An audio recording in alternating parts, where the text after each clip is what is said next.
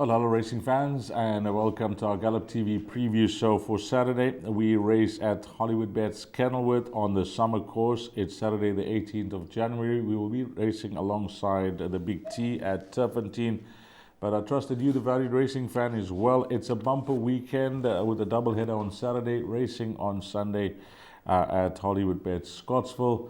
And of course, it's the most exciting time when it comes to racing down in the Western Cape. It's been like this over the last month and a half or so, but the curtain comes down in the next week when we have the WSB Cape Town Met. And we just had the final field announcement, Graham, during the course of the week. All the fields have been done. The book should be out, whatever publication, and the racing fans can have enough time to study up a storm.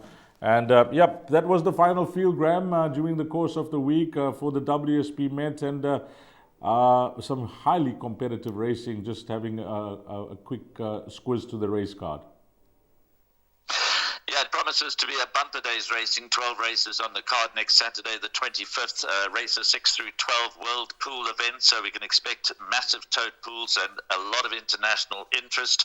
And of course, as you say, 17 runners to declared to run in the R5 million World Sports Betting Cape Town Met. Oriental Charm drew well and is still the current favourite with the sponsors, but of course huge interest in the fact that Justin Snaith accepted with the 3-year-old, the only 3-year-old in the field, 8 on 18, who ran second behind One Stripe in the Hollywoodbets Cape Town Guineas, and he's the second choice in the market. Hard to know what to expect from See It Again and Green with Envy. Green with Envy did put up a nice gallop on Thursday morning, sharpened him up in an 800-metre gallop, and he looked particularly well. So perhaps Green with Envy is very much back on track, and we expect a good run from him. But it's I don't think it's cut and dried. I think, notwithstanding the fact that it's run at weight for age, it's going to be very competitive. Okay, we look forward to that preview coming up next week prior to the running of the WSB Cape Met. Let's get straight into this race meeting, Graham. Our race number 1 is early. It's at 12 o'clock sharp. And as we bring up the field, it's a maiden juvenile plate over 1,000 meters. A lot of activity anti-posture, Graham, and some horses have drifted out. One of them is Captain John Snow, from 4-1 out to 7-1. There is some money about for number 2, Joe Dash, at the time of recording, 6-1 into 7-2. And for number 4, Nico Stratus, that's from 7-1 into 28-10. And then the horse that was priced up at 12-10, Graham, number 8, Winter Snap, that has taken a walk now with money coming for the other horses out to 17-10. Just as a guide for the racing fans out there, the most amount of confidence from the comments in the computer form for race number 1 come from Justin Snaith and Brett Crawford. Casino King, if not too green, each way chance. The same comment for number 5, Lomo. And Nico Stratus, number 4, working well, place chance, if not too green. The others will need the run and experience. I don't know if you got your ear on the ground with anything here, Graham, but we are going in blind, and usually the betting market could be a good guide.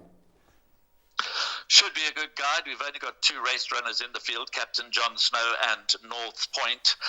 They respectively finished 8 lengths behind the winner on their debuts. I do believe that a first-timer will win. Both Captain John Snow and North Point have obvious scope for improvement.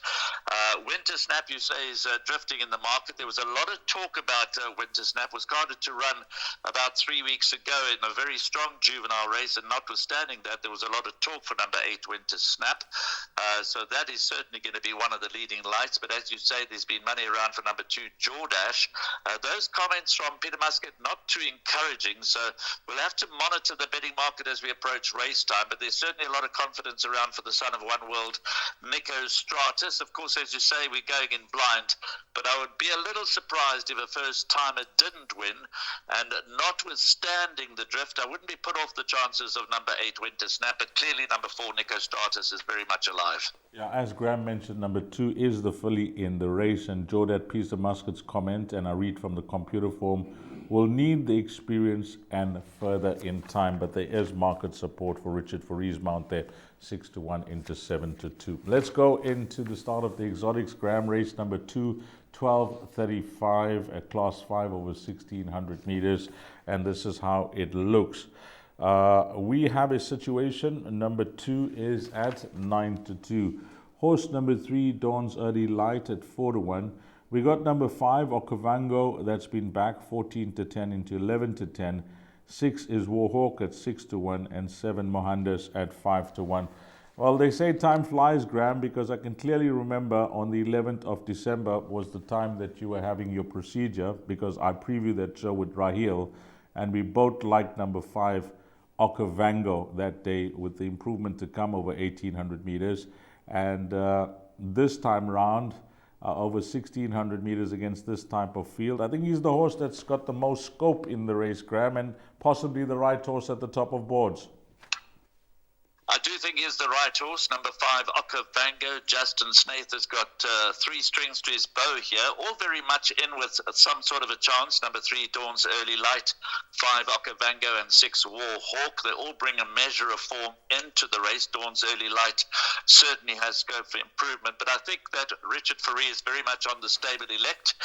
Number 5, Okavango, as you say, the anti-post support is already there for all to see. Was a good third behind Audible last time out, running on nicely at the end. Maybe a bit of a concern that he's stepping back from 1,800 to 1,600 meters, but as you say, this is a very limited Class 5 handicap.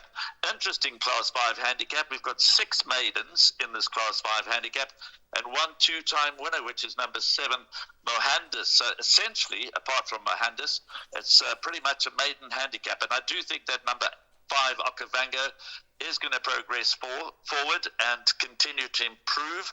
And notwithstanding the slight concern, and I say slight concern in that he's stepping back from 1,800 to 1,600 in this field, I'd be surprised if he wasn't the winner here. And I think a potential bipod banker, certainly in the first leg of the bipod. I'd be surprised if he didn't run first or second. Okay, we've got the green light from Graham for Okavango. Let's move along to the start of the place accumulator, race number 3. If you want to get on the tote by 1:10 It's a maiden plate over 1,200 meters. Now this race, I'm a bit nervous because there's first timers, there are horses that will improve, and we got a horse at the top of the betting boards that's had chances. But let's go to the betting. Number 2, Mr. Fox, Hollywoodbets 10-1 into 8-1. Horse number 8 will have blinkers on here, Graham. I just took down that blinkers on. Yep, blinker strike. Number 10, Circumbendibus. That's trading at 17-10 at top of the boards. And another horse that's got blinkers on. Another one, number 11, Copper Plate. I see that's got the blinkers on. 14 is a first timer. I just took down the betting of number 14. I know there's no confidence in the comments with any of these first timers here in race number 3, Graham, but I looked at the price tag of 1.4 million, in fact 1,450,000 for the beautifully bred son of Denon Platino. That's trading at 12-1. And then another horse I took down the betting is a stable companion, Graham, because I give this a chance, called Palanca, with Keenan Stain up. That's trading at 12-1 as well. I don't know your thoughts on this favorite, Graham, but I would suspect that for the place accumulator, you may be confident. I think from a place accumulator perspective, that's my bet of choice. I've banked at number 10, Circumbendibus, in the opening leg. As you say, he's had many chances. He's been consistent of late, placed in his last 3 starts. He gets blinkers for the first time, and that form line behind Honor of Kings has been franked. My Archangel and Secret Passage have come out of that form line to win. But he doesn't strike me as a very genuine sort. So like you, I harbour some concerns that something can pop up and beat him. What that might be is anybody's guess, because as you say, beyond number 10, Circumbendibus, who stands out, the rest are all looking to improve. They're betting 10-1 now, bar the 1. And as you say, there doesn't seem to be too much confidence about for the well-bred first-timers. You mentioned number 7, Palancar. That was certainly a huge improvement, but that form line behind Hill and Soul is very suspect. Just a bit of trivial information. Winter Snap, that runs in the first race and is well fancied to go strongly there, is out of the mare Perfect Air, so she has A first-timer is a 2-year-old, and the one you mentioned, number 14, Perfect Impact, is also out of Perfect Air, so the mare Perfect Air has got 2 first-timers on the day, one a 2-year-old and one a 3-year-old. But the betting does tell a story. There doesn't seem to be too much confidence around for any of the other runners, so number 10, Circumbendibus, does stand out. I would be surprised if he didn't run into the first 3. Let's hope the blinkers do the trick, because, as I say, he hasn't appeared too genuine to me in his last 3 placings. He's run well, but seems to lack the enthusiasm to win, but this will be a good opportunity for him. Okay, let's go on to leg 1 of that pick 6 now, which is race number 4. It's 13:45. And we celebrate Centurion member Pippa Muggero's birthday. So on behalf of Gallop TV, we wish Pippa all the best on her birthday. 1,200 meters for fillies and mares. And this is how it's looking, Graham. Number 4, Poetic Princess, is at 22-10. Then we got a first-timer, Brett and James Crawford's runner, number 8, Miss Mackie, at 8-1.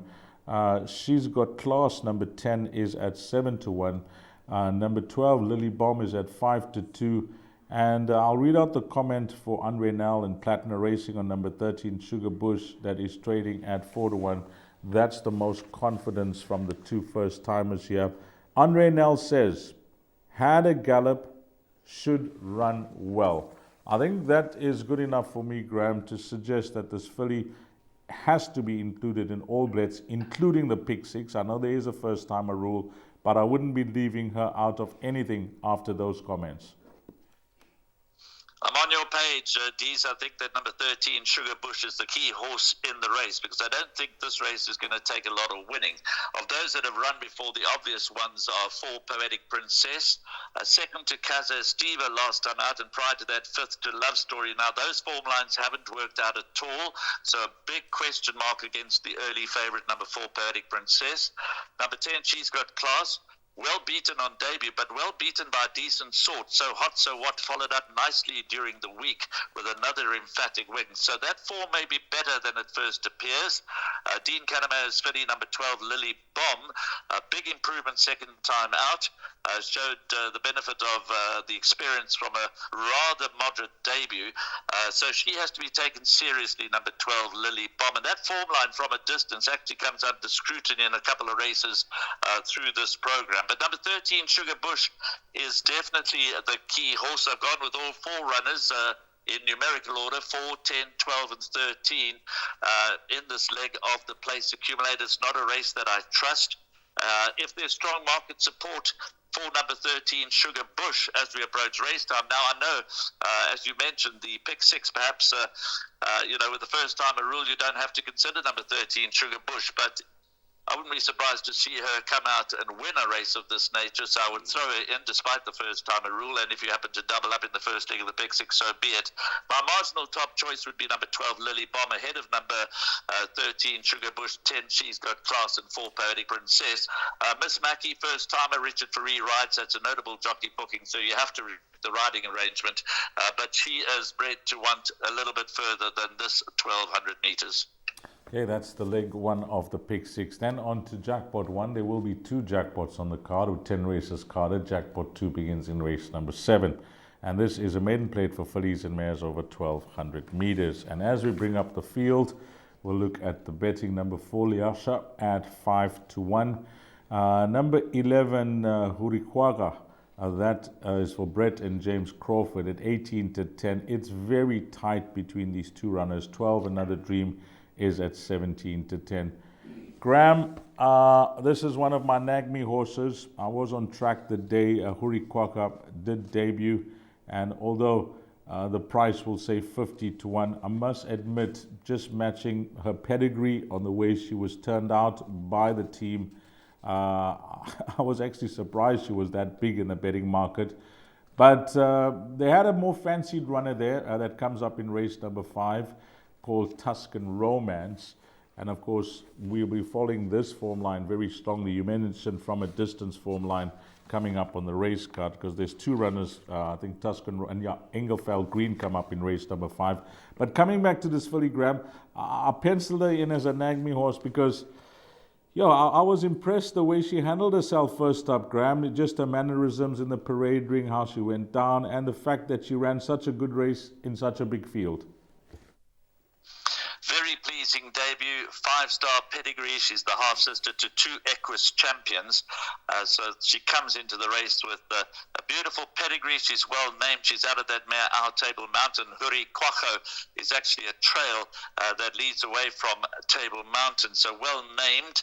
She brings that very good form, that very good debut into the race. But we also have to mention that number 12, Another Dream. She ran a cracker on debut, went second to Mon Petit Cherie, subsequently came out to win a Grade 2 race. Another Dream has been sidelined. She suffered a spider bite and was sidelined for a few months. So number 12, Another Dream, who's got very good form, a very good debut coming into the race, might just need it. Also, her pedigree by Futura out of a mare by Silvana suggests that she might ultimately run further than 1,200 meters. As you mentioned, the From a Distance form line, Lily Bomb ran fourth behind From a Distance in her second start, and Huri Kwacho was third. So obviously, if Lily Bomb runs really well in the fourth race, that will further enhance the claims of number 11, Huri Kwacho.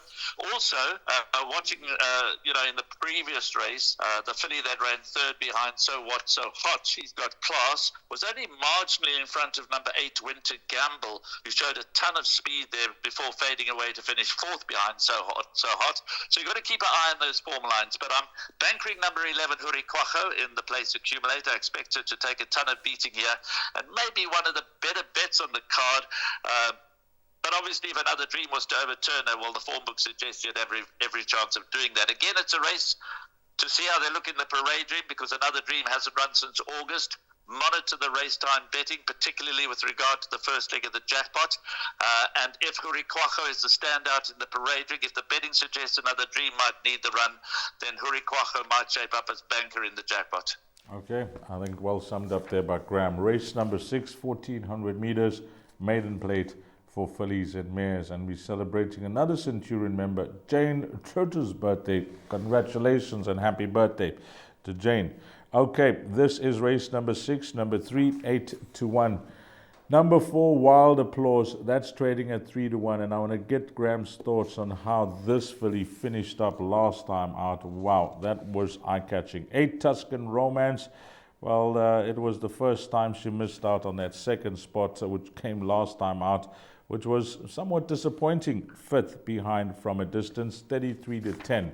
Then we go on to another 33 to 10 shot representing the same form line as Tuscan Romance is number 11, and that's Englefield Green, who's also a model of consistency in the maiden ranks. Graham, talk to me about Wild Applause last start, because I don't know what was the issue for her being that far back, considering that she showed pace at Hollywoodbets Durbanville, but she really took off, didn't she? She took off like a scalded cat over the last couple of hundred meters from way back in the field. At one stage in the field of 20, she was actually 20th at the 800. So she was last of 20 runners. She had made only marginal progress at the 400-meter mark, but then fairly flew up to be beaten under a length by Back of the George. That was a very, very nice run. This is 1,400 meters. She has gone 1,400 meters before, when perhaps she was a little disappointing behind Garden of Eden, but that was at Hollywoodbets Durbanville. She's more experienced now.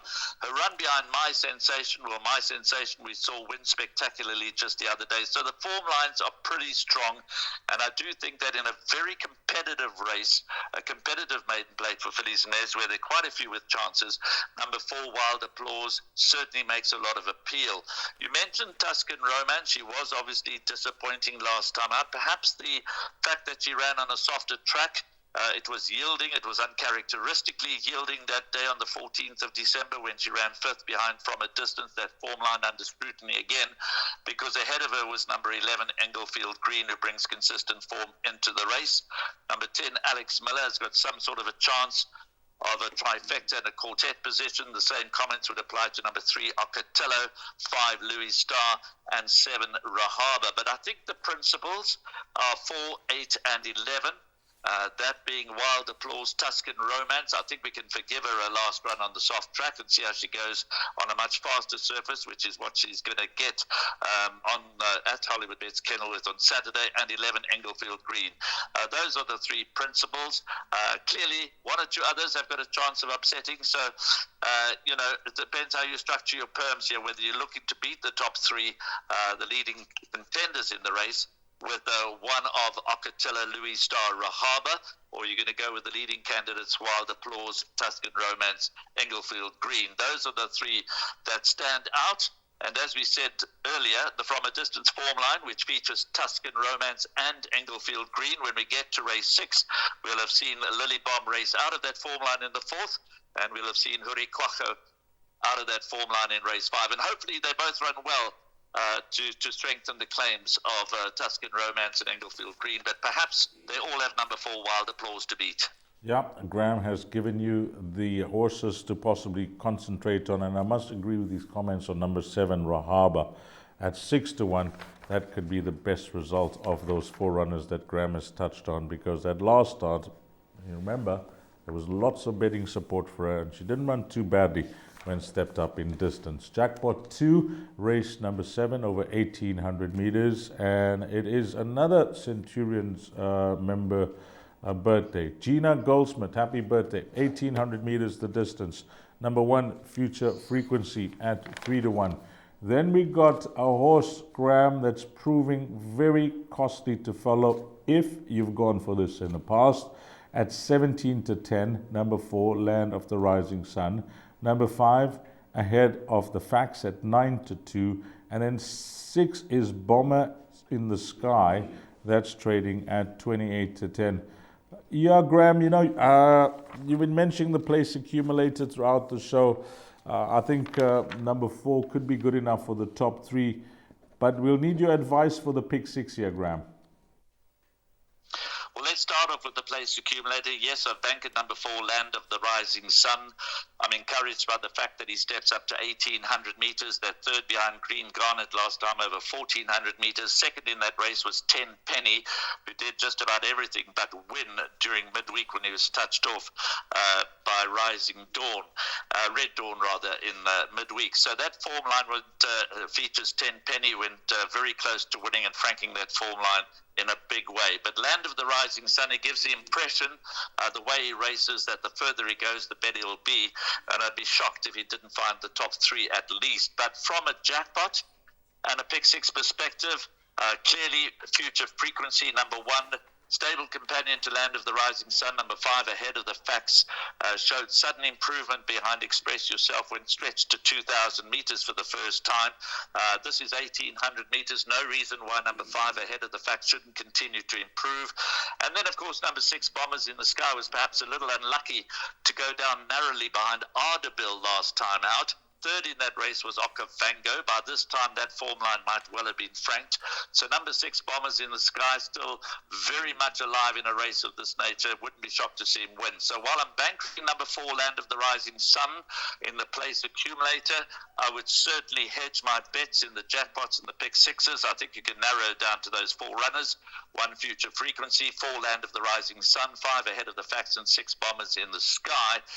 And that list should get you through all of the major exotics, but I'm hoping that Land of the Rising Sun will come out on top because he looks a nice sort in the making. But as you say, he has been frustrating to follow, and if he can't win this and win it nicely, then perhaps he's not as good as we all think he might be.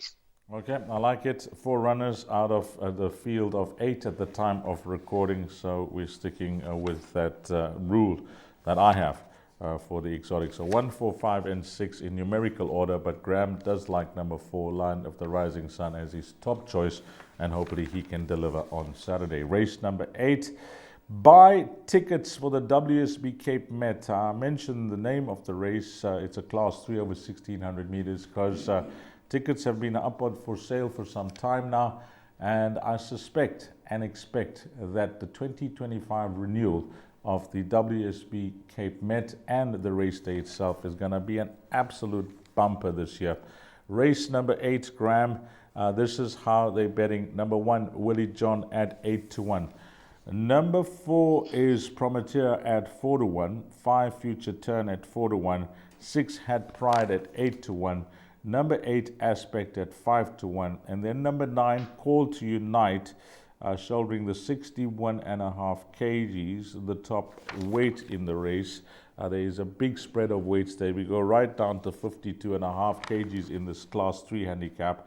That is priced up at 2-1, Graham. Graham, this race, I will be looking for the big F in my exotics, especially Jackpot 2. Maybe the Pick 6. I'll try my best to, possibly narrow things down to 4 runners. But you're going to be the help here, Graham. But for the Pick 6, I don't know what we're doing here, Graham. We need your help. This race screams field, doesn't it, Dees? It's a very evenly matched race, and maybe I've read it wrong.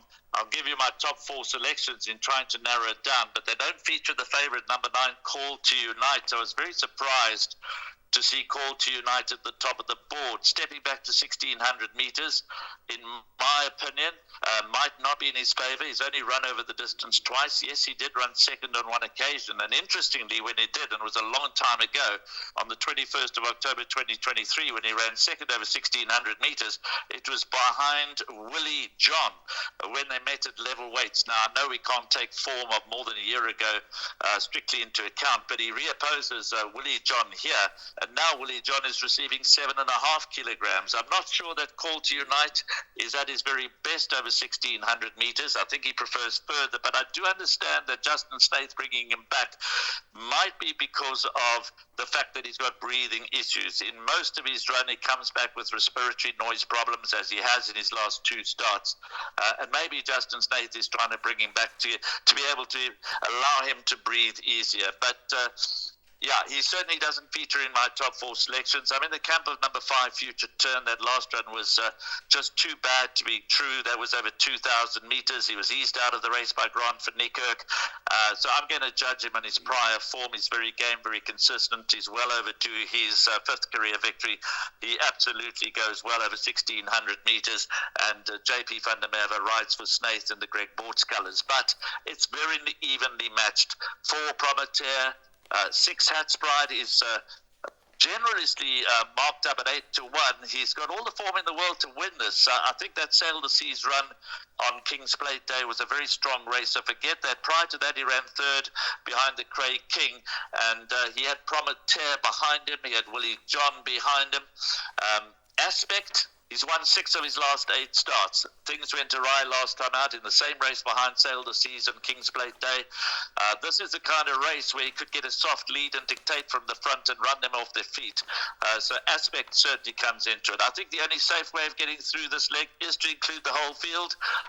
My top 4 selections, though, hesitant as they might be, 5 Future Turn, ahead of 8 Aspect, 6 Hats Pride, and 4 Prometheus. I've discarded the favourite, number 9, Call to Unite. Would I be surprised to see him win? No, he's a classy sort, but I don't believe this to be his best trip, and I think at a 61.5, I'm expecting him to drift in the market rather than shorten.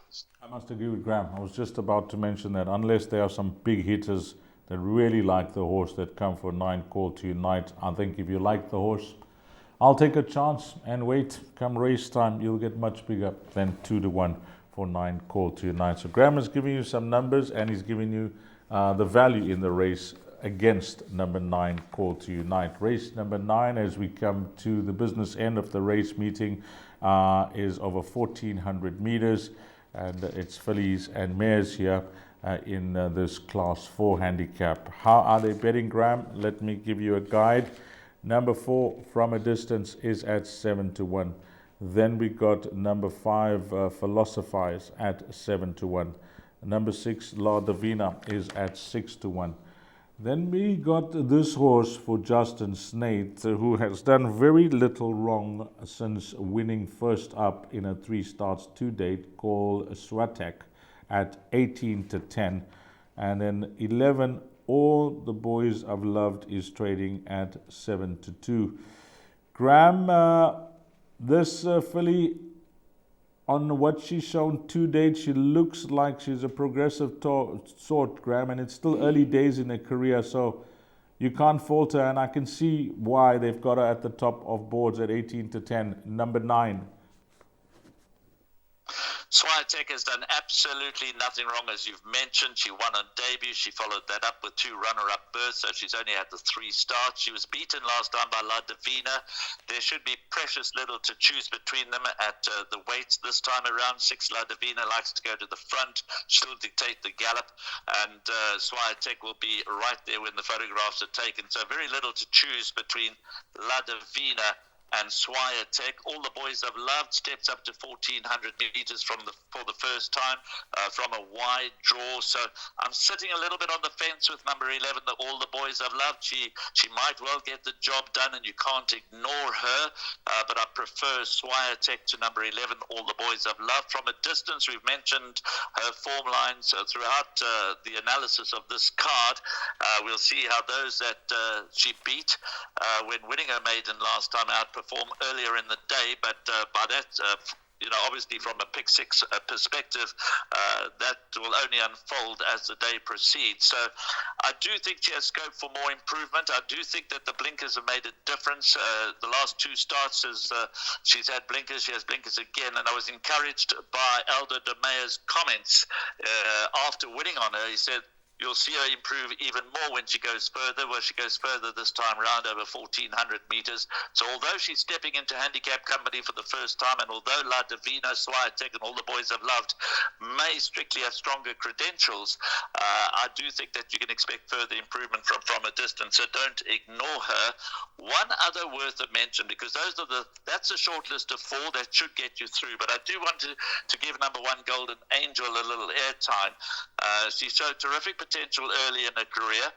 And it's interesting for me that Craig Zaki, who rode her in her first 2 starts where she ran 3rd and she won, for the first time since then, Craig Zaki is united with the daughter of Gold Standard.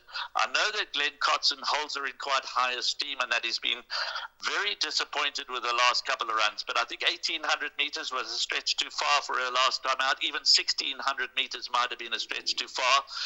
Reverting back to 1,400 meters from pole position, if you want to throw in one that could upset the apple cart and come home at a big price, as they often do at Hollywoodbets Kenilworth, there's always an upset to be had somewhere along the way. Then number 1 Golden Angel could be the source of that upset, with current leading champion jockey Craig Zaki in the irons. So Swiatek, my first choice, but I do think it's competitive. Okay, some good value about number 1 Golden Angel there to possibly be the horse that will have a restricted number of tickets if you are running in the pick 6 come race number 9. And then how do we close things off? Well, we close things off in race number 10, which will be the end of the last pick 3, last double, but more importantly, the last leg of jackpot 2. And this is over 2,000 meters. Race number 10, number 2, Beer with the Boys at 5-1. And then we go on to number 3, which is Continental Express at 8-1. 5, Touchdown at 6-1. Number 7, Fly Futura at 7-2. 9 is Heliotrope at 5-1, and then we got a scratching. The only scratching anti-post prior to doing the show, prior to the race day, doing the show a day earlier, is number 11. That is out on the entire race card. That's the only scratching. 12, Gentleman Joe is at 8-1, and it's double figures the balance. Graham, this race spells quartet. I think regardless of the result, it will be the quartet to catch. You catch this quartet in a week's time, you'll have enough money to play for free at Hollywoodbets Kenilworth on Met Day, because this is tough, Graham. If I had to pick a horse out that's going to be my top choice, it's going to be number 2, Beer with the Boys. I remember Justin's interview clearly after the horse won at that penultimate start when I was on course that day, and he says that the horse just shows nothing. He showed nothing at the races, nothing at home. It was possibly going to be his last run, and he arrives. And it was good to see him confirm that run, Graham, because it was a horse that was possibly going nowhere, but he seems to up his game now his last 2 races. I know that that you're a great fan of number 2, Beer with the Boys. And yes, his pedigree suggests that he's going to continue to improve as a 4-year-old son of Silvano. You know, Dees, you talk about all the exotic bets at an offer. Catching the second jackpot is going to be very, very tricky because race 10, very difficult race to end off jackpot 2. So that's likely to yield a very nice dividend. Beer with the Boys, definitely heading in the right direction. The only question mark I would have, he was third, beaten half a length by Zuri last time out. The average merit rating there was 64. This is an average merit rating of 73. Obviously, he carries a lighter weight as a result of that, but he could be improving sufficiently to make his presence felt. His stable companion, number 1, Master of Paris, I'm just quickly going to mention, this is the first time in his career that he's going past 1,600 meters, which for me makes him an interesting runner. Tough task with 61.5 on his back, but he's usually very game, usually very honest, and it's going to be interesting to see how he goes over 2,000 meters, a distance which is yet to tackle. 5 touchdown. Ran second behind Gentleman Joe, who reopposes here in its penultimate start. Touchdown. Has a chance. He's not always consistent. If he's in the right sort of mood, he could win a race of this nature. Having mentioned Gentleman Joe, he is obviously a solid galloper, but he's got 64 to shoulder. Candice Bass Robinson's 2, number 7, Fly Futura, and 9, Heliotrope. The fillies are well treated in these types of races, these stakes races down in the Cape. She gets her allowance and she's the best weighted, and she's very game and very consistent. As you mentioned, number 11, Pinot Grigio, is a scratching. Those that I've mentioned, I think, are the principles, but there is no doubt that the likes of Continental Express, Aladdin's Lamp, Sudden Song, Mike's Mazarin, on their best form, they could win a race of this nature and upset the apple cart. So it is ripe for an upset result. My top choice and my second choice would be the Candice Bass Robinson stable, Fly Futura and Heliotrope, but it's wide open and a very, very competitive end to a challenging day's racing. Okay, Graham, let's get straight into your bet of choice for the show, which is going to be the place accumulator, and we'll bring that up on screen and you can go through it, Graham. Well, I hope we do better this time than we did midweek. We had a couple of really nice meetings in a row, but were brought back to earth midweek, so let's bounce back here. Place accumulator, first leg 13-10, banker number 10, Circumbendibus. Going wide in the second leg, numbers 4, 10, 12, and 13, including the newcomer number 13, Sugar Bush. Then banker number 11, Huri Kwacho. Fourth leg, numbers 4, 8, and 11, Wild Applause, Tuscan Romance, and Englefield Green. Then in the place accumulator, banker number 4, Land of the Rising Sun. Probably not a pick 6 banker, probably not a jackpot 1 banker, but I can tell you, given the competitive nature of jackpot 2, D's, I might well be taking my chances and bankering Land of the Rising Sun in the opening leg of jackpot 2 and going wide in the balance. Then 4, 5, 6, and 8, which is Prometheus, Future Turn, Hatspride, and Aspect in the penultimate leg of the place accumulator. And the final leg, we close out with numbers 4, From a Distance, 6, La Divina, 9, Swire Tech. That's my suggested place accumulator for this meeting. It's a competitive day's racing. It should be a really good day's racing. 1 or 2 standout bets. You could possibly do worse than an all-to-come Oko Vango into Circumbendibus and Land of the Rising Sun. Maybe that'll give you a nice little early interest and at big odds. 144 Rand is the cost of that perm, or 72 Rand will give you 50%, and you can multiply that perm out. As always, thanks for your time, Graham. Thank you, Dees. Have a good day and enjoy the racing. For Graham Hawkins, for Gallop TV, and myself, Dees Dine, and to you, the valued racing fan, have a blast, find all the winners, and hopefully it turns out to be a wonderful day if you're racing in the Western Cape at Hollywoodbets Kenilworth. Until we meet again, you take care. Salani Gasly.